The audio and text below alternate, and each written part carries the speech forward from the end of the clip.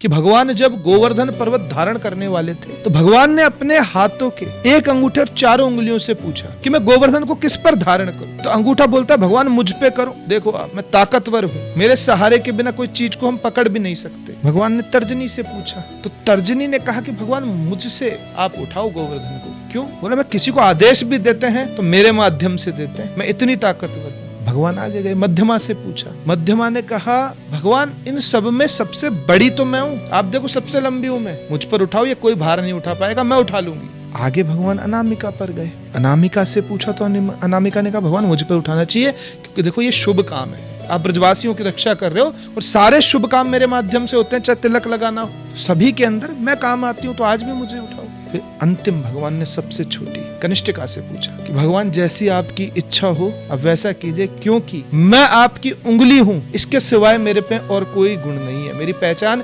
इतनी ही है कि मैं भगवान के कर कमलों की एक छोटी सी उंगली। यहाँ पर कनिष्ठिका शरणागत हो गई और गोवर्धन को भगवान ने अपनी इसी उंगली पर धारण किया। और आज युगों युगों तक कथाओं के अंदर वर्णन किसका आता है? इसी कनिष्ठिका का, सबसे छोटी उंगली का। तो आप कितने बड़े हो, आप कितने शुभ कार्य करते हो, इससे कोई मतलब नहीं है। मतलब है जब आप खुद की इस नश्वरता को पहचान लोगे कि मेरी क्या पहचान है, कोई पहचान नहीं है।